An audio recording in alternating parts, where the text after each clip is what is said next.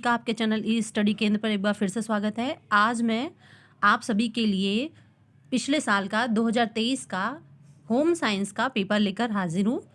इस पेपर के माध्यम से आपकी प्रैक्टिस भी हो जाएगी और आपको अनुमान भी लग जाएगा कि इस साल आपके फिर से कैसे प्रश्न आ सकते हैं। और ध्यान दीजिएगा कि आपका पेपर जो है 2 सेक्शन में होगा। एक सेक्शन ए होगा और एक सेक्शन बी। सेक्शन ए में आपसे हिंदी, जो बच्चे हिंदी के होंगे उनके लिए हिंदी से प्रश्न आएंगे, जो बच्चे इंग्लिश के होंगे उनके लिए इंग्लिश से प्रश्न आएंगे। साथ ही साथ reasoning, general knowledge, study means general study, maths से रिलेटेड 9th और 10th के कुछ मैथ्स के चैप्टर्स के क्वेश्चंस आपसे पूछे जाएंगे। तो इन सब की आपको प्रिपरेशन करनी है। लेकिन मैक्सिमम जो 10 प्रश्न होंगे वो आपके सब्जेक्ट, अगर आप हिंदी के हैं तो हिंदी से, और अगर आप इंग्लिश के हैं तो इंग्लिश से आएगा। तो इन सबको आपको देखना होगा। तो आइए प्रश्न को, पेपर को देखते हैं और ध्यान देते हैं कि पिछले साल आपके कौन कौन से प्रश्न आए थे। ध्यान दीजिए, ये पेपर का सेक्शन ए है, section paper home science section A. आइए देखते हैं पेपर को। जो हमारा सबसे पहला प्रश्न है, ये कह रहा है कि ये पेपर जो है ये हिंदी मीडियम के बच्चों का है, तो इसमें हिंदी के प्रश्न होंगे। जो इंग्लिश मीडियम के बच्चे होंगे, इंग्लिश में जिन्होंने सब्जेक्ट सेलेक्ट किया होगा, तो उनका ये इंग्लिश का प्रश्न होगा। तो आइए प्रश्नों को देखते हैं। तो इसमें दे रहा है कि पहला प्रश्न कह रहा है कि निम्नलिखित पद्यांश को ध्यानपूर्वक पढ़कर प्रश्नों के उत्तर दीजिए। तो यह एक पद्यांश हमको दिया हुआ है 12 लाइन की, और इसको पढ़कर हमें क्या करना है, प्रश्नों के उत्तर देना है। तो हमारा सबसे पहला प्रश्न कह रहा है कि तुम तो कहते हो मर्द, उपयुक्त वाक्यांश को पद्यांश के आधार पर क्रम में लगाइए। तो देखिए यहाँ पे ABCDE करके ऊपर नीचे लाइन दिया हुआ है। आइए हम लोग पद्यांश में देखते हैं कि क्या है। तो यहाँ पे देखिए ये वाली लाइन है, यहाँ पे तुम तो कहते हो मर्द, यानी इसके बाद क्या होगा, मगर मन के भीतर, मन के भीतर यह कलावंत हमसे भी बढ़कर नारी था। यहाँ से ये सारी लाइन होगी। तो मन के भीतर यह कलावंत, आइए देखते हैं। तो ये यहाँ पे क्या हो जाएगा, मन के भीतर, यानी बी सबसे पहले आएगा। फिर यह कलावंत से भी बढ़कर नारी था, यानी बी और ए सब में दिख रहा है। फिर बी और ए के बाद क्या है, फिर नारी था। फिर चुपचाप जिंदगी भर इसने जो जुल्म सहे, चुपचाप जिंदगी भर, डी, यानी बी ए के बाद डी, यानी कि यहाँ पे ध्यान दीजिएगा बी ए के बाद डी आ रहा है, यानी हमारा ऑप्शन नंबर 3 सही हो जाएगा। बी ए के बाद यहाँ पे डी आ रहा है ना, तो पहले का जो है ऑप्शन हमारा 3 सही हो जाएगा। आइए नेक्स्ट प्रश्न देखते हैं। दूसरा प्रश्न है, प्रश्न फिर कह रहा है, उसी पद्यांश से पूछ रहा है। कह रहा है कि पद्यांश में आए जो शब्द हैं, मौन का विलोम शब्द होगा। देखिए पद्यांश में कोई भी शब्द उठा के आपसे पर्यायवाची, विलोम, उससे समानार्थी शब्द या फिर उसका अर्थ क्या है ये पूछ सकता है। तो आपको उसके लिए तैयार रहना होगा। तो देखिए जो मौन होता है, यानी कि जो कुछ ना बोलता हो, तो मौन का क्या हो जाएगा, यहाँ पे ऑप्शन नंबर 4 हमारा सही हो जाएगा, मुखर, यानी जो मुंह से कुछ बोले। और जो बातूनी और वाचाल है, ये तो मतलब कि बहुत ज़्यादा बोलने वाले को कहा जाता है, आपको पता ही होगा। और प्रखर का मतलब जो हर चीज़ में आगे हो। तो ध्यान दीजिएगा। नेक्स्ट हमारा प्रश्न नंबर 2 फिर से वही पद्यांश है और उसी में से प्रश्न फिर से पूछा जाएगा। देखिए अब क्या कह रहा है कि पद्यांश के आधार पर कौन दिव्य अवतारी था। तो यहाँ पे देखिए लाइन में दिया हुआ है कि चिंतन में डूबा हुआ सरल भोला भाला बालक था, कोई पुरुष दिव्य अवतारी था, यानी या तो बालक था या कोई दिव्य पुरुष अवतारी था। तो लाइन को मिलाइएगा और खुद आपको उत्तर मिल जाएगा। तो यहाँ पे उत्तर हमारा प्रश्न नंबर 3 का क्या हो जाएगा कि कोई पुरुष और को बालक, यानी ए और बी। तो ऑप्शन नंबर ए बी किस में आ रहा है, यहाँ पे एक, तो केवल एक, ए और बी सही है। कोई पुरुष और बालक जो है, ये पद्यांश के आधार पे कौन दिव्य अवतारी हो जाएगा, तो कोई पुरुष और बालक, यानी ऑप्शन नंबर 1 सही है। नेक्स्ट प्रश्न देखते हैं। प्रश्न नंबर 3 फिर से पद्यांश से ही पूछ रहा है। अब क्या पूछ रहा है, प्रश्न है कि चिंतन में कौन डूबा हुआ था। तो ध्यान दीजिएगा, तो यहाँ पे नारी होगा नहीं, तने होगा नहीं। और यहाँ पे अवतारी पूछ रहा है, तो अवतारी कौन था? तो एक बालक। तो यहाँ पे कौन सा ऑप्शन सही हो जाएगा? पहला हो जाएगा, सरल भोला भाला बालक। ठीक है, नेक्स्ट प्रश्न देखिए।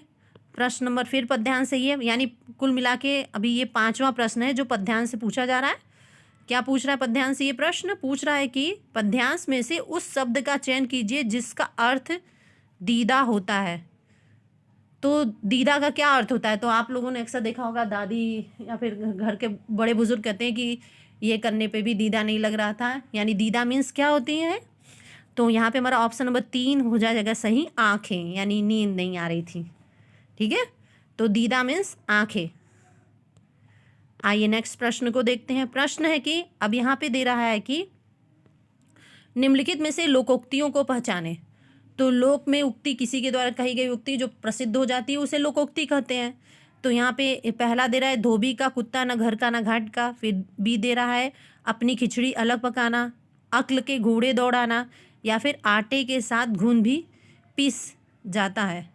तो यहाँ पे ध्यान दीजिएगा कि इसमें जो लोकोक्ति हैं, ये लोकोक्ति हमारा कौन सा हो जाएगा? तो बी और जो सी है ये लोकोक्ति है। तो बी और सी किस में है?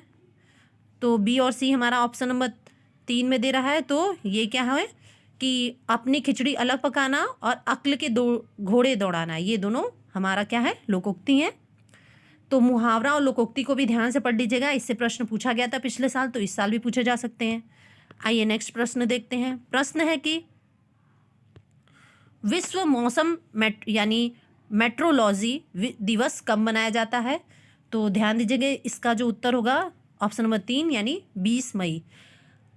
जितने भी BHU से रिलेटेड CUET के पेपर होते हैं, चाहे आपका B.Ed का हो जाए, चाहे होम साइंस का हो जाए, इकोनॉमिक्स का, हिस्ट्री, इसमें जो ऑप्शन सेक्शन ए है इसमें कोई ना कोई डे का प्रश्न तो ज़रूर से पूछता है। तो आप लोग हर डे जो इम्पोर्टेंट डेज होते हैं उनको तैयारी कर लीजिएगा।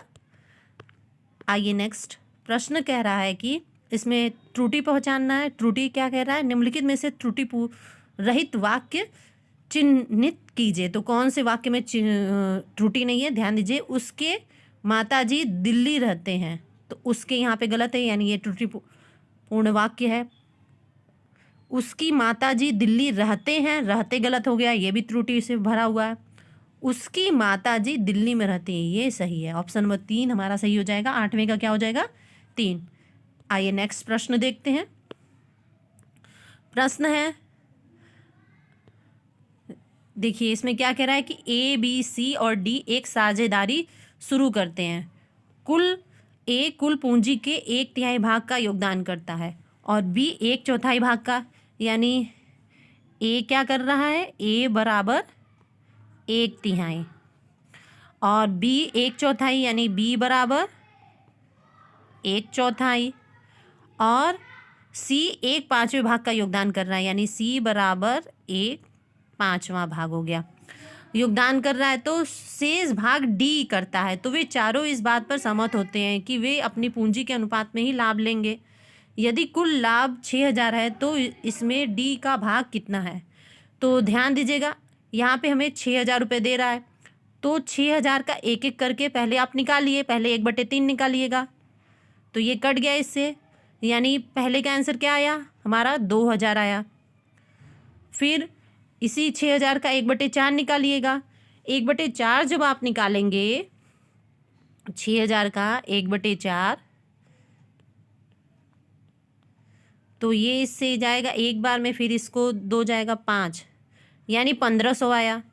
और 1/5 जब आप निकालेंगे, 1 मिनट, यानी एक का आया हमारा 2,000, ए का आया 2,000, बी का आया 1,500 और सी का निकालेंगे 1/5। तो 6,000 का जब हम 1/5 कैलकुलेट करेंगे तो ये हो जाएगा आपका 1, 2, 1,200। तो अब इन सबको जोड़ लीजिए।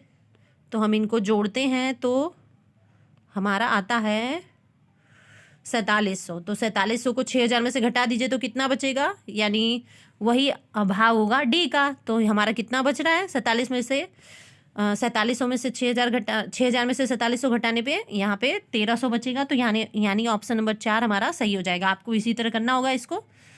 क्वेश्चन हल करने में टाइम लग रहा है, चलिए ध्यान देते हैं। नेक्स्ट क्वेश्चन को सॉल्व करते हैं।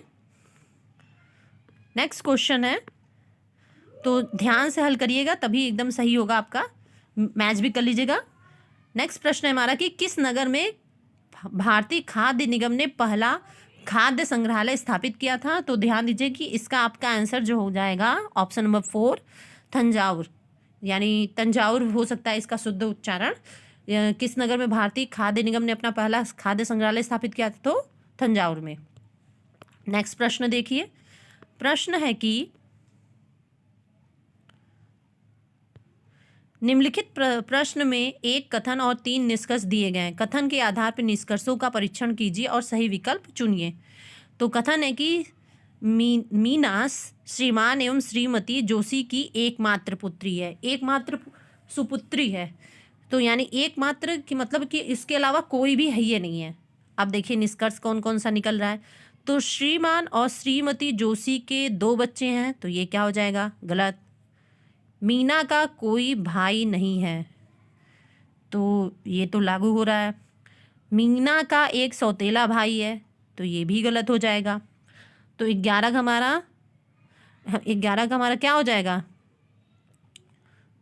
देखिए यहाँ पे ध्यान दीजिए कि मीना का इस 2 भी या क्या है कि मीना का कोई भाई नहीं है, तो यहाँ एक ही सुपुत्री है, तो एकमात्र है, तो ये भी लागू नहीं हो रहा है। ये प्रश्न पूछने का सवाल ही नहीं उठता। तो यहाँ पे हमारा क्या हो जाएगा, केवल ध्यान दीजिए इसमें कह रहा है कि केवल 1 लागू होता है, केवल 2 लागू होता है, केवल 1 और 2 लागू होता है। तो इनमें से कोई भी लागू नहीं होता क्योंकि एकमात्र बताया जा रहा है। ध्यान दीजिएगा, प्रश्नों को के शब्दों को ध्यान दीजिएगा, ठीक है। आइए नेक्स्ट प्रश्न है कि कह रहा है कि प्रश्न हमसे कि कुछ लड़कियां एक पंक्ति में बैठी हैं, कमला बाएं से 10वें स्थान पर है। आप अपने हाथों को ध्यान दीजिएगा और ये जो कमला है बाएं से क्या है, 10वें स्थान पे है। फिर कह रहा है कि 10वें स्थान पर है और वीणा दाहिने से 7वें स्थान पे, यानी वीणा यहाँ से 7वें स्थान पर है, बैठी है। उन दोनों के बीच में 10 लड़कियाँ, यानी यहाँ पे बीच में भी 10 लड़कियाँ हैं बैठी हैं। तो कुल कितनी लड़कियाँ पंक्ति में है, तो ध्यान दीजिएगा इन तीनों को जोड़ दीजिए, यानी आंसर क्या आ रहा है, 27। इजी वे में सॉल्व हो गया ना। तो यहाँ पे हमारा ऑप्शन नंबर 2 27 सही हो जाएगा। अगर आपको मेरे सॉल्व करने का तरीका अच्छा लग रहा है और आपको मेरे पढ़ाने का तरीका भी अच्छा लगता है तो प्लीज़ मेरे वीडियो को लाइक करिए और चैनल को सब्सक्राइब करिए। मैं इस बार तीसरे साल CUET होम साइंस का PG और UG का प्रिपरेशन करवा रही हूँ, फिर भी मेरे सब्सक्राइबर कम है। आप लोग मेरे चैनल को मोटिवेट नहीं करते हैं। प्लीज़ मेरे चैनल को सपोर्ट करिए, कम से कम इस बार तो मेरे 1000 सब्सक्राइबर हो ही जाए। तो आप लोग, मैं इतने मेहनत से वीडियो बनाती हूँ तो कम से कम आप लोग एक लाइक और सब्सक्राइब तो कर ही सकते हैं।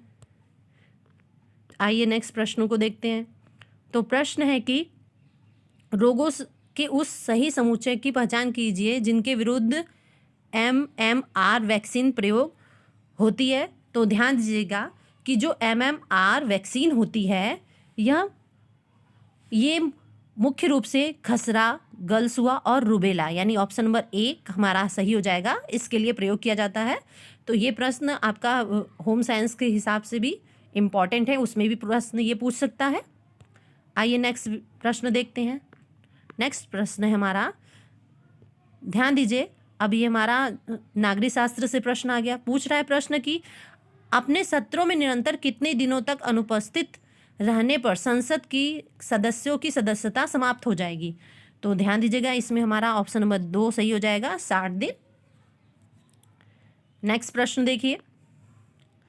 प्रश्न है कि अब देखिए ये भी सवाल है कि 2 पाइप A और B किसी कुंड को क्रमशः 4 मिनट और 6 मिनट में भरते हैं। यदि इन दोनों पाइपों का बारी बारी से 1-1 मिनट के लिए चलाया जाए तो पाइप A को पहले चलाया जाता है तो कुंड को भरने में कितना समय लगेगा।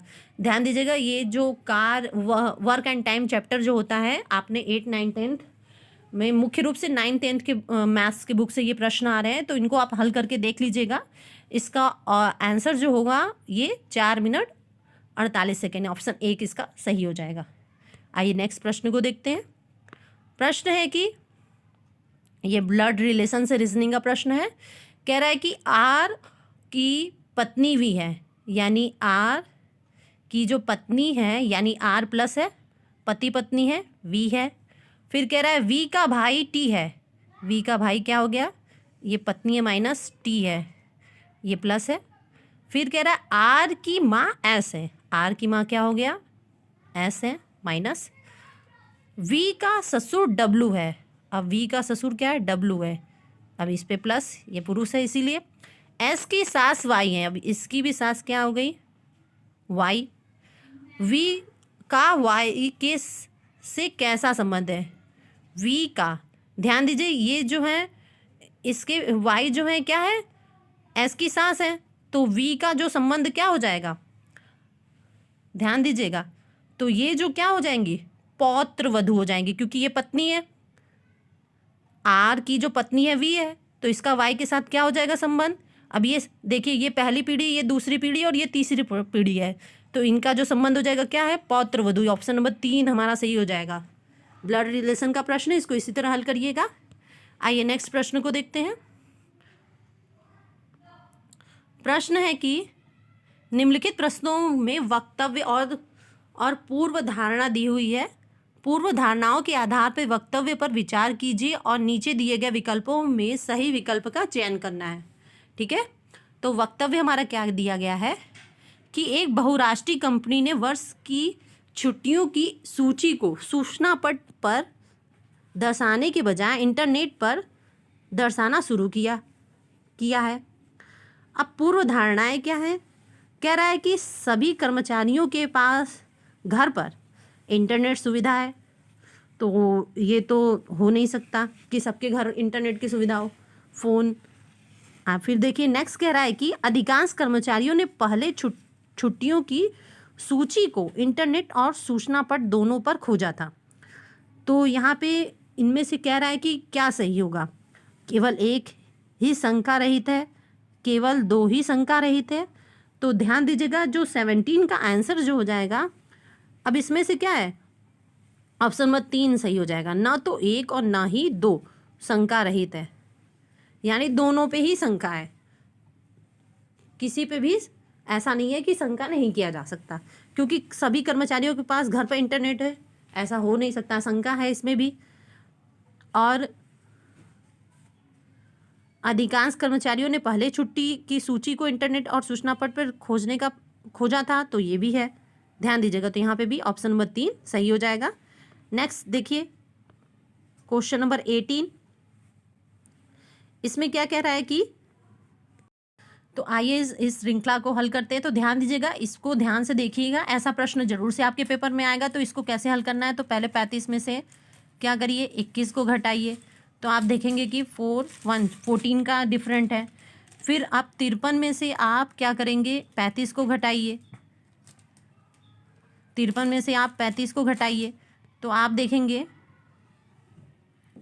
53 में से 35 को घटाने पे आप देख रहे हैं कि 18 का डिफरेंट है, यानी 14 फिर 18, यानी 2 क्या होता जा रहा है, डिफरेंट बढ़ता जा रहा है।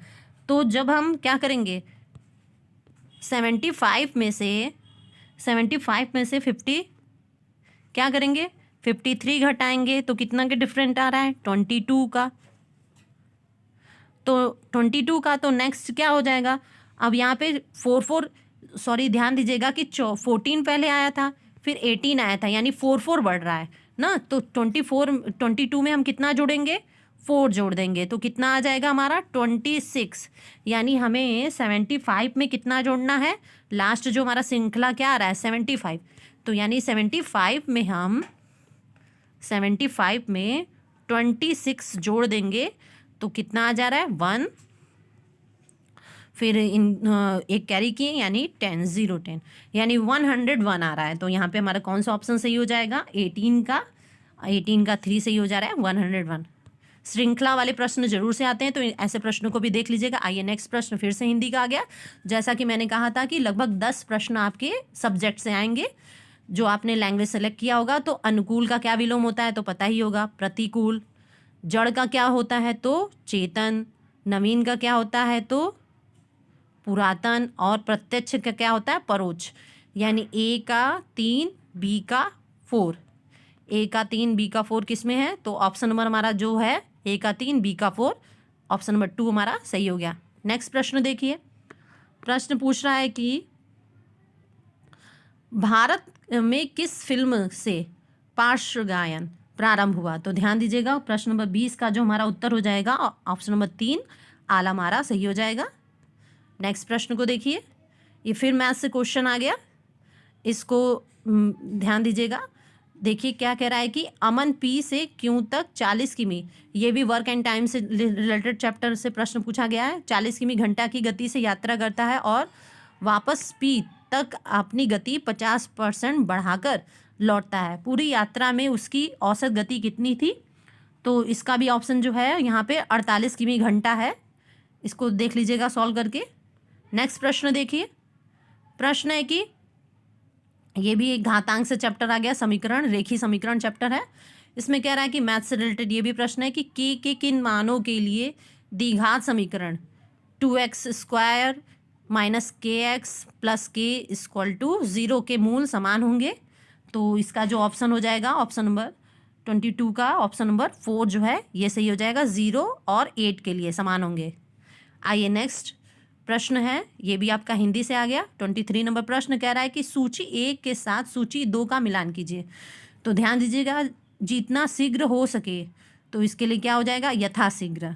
पूरी ताकत से, तो क्या हो जाएगा पूरी ताकत से हम कहते हैं ना भरसक प्रयास कीजिए, यानी ऑप्शन नंबर 4 हो जाएगा। चंद्र से मुख वाली, तो यह हो जाएगा चंद्रमुखी। घोड़े पर सवार यानी घुड़सवार।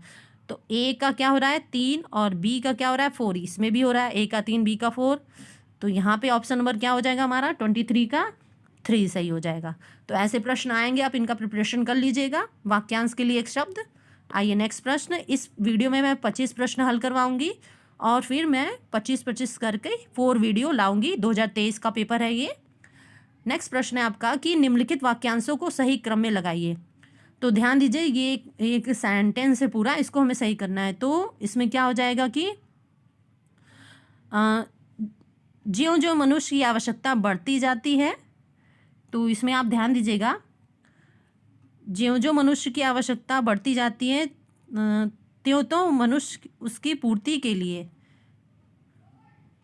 ये हो रहा है क्या 1 2, त्यों त्यों मनुष्य उसकी पूर्ति के लिए तरह तरह के नए उपाय सोचता है। 3, तभी नए नए आविष्कार होते हैं। ये 4, फिर इसलिए वर्तमान युग को वैज्ञानिक युग कहते हैं। हो गया ना। तो CEB।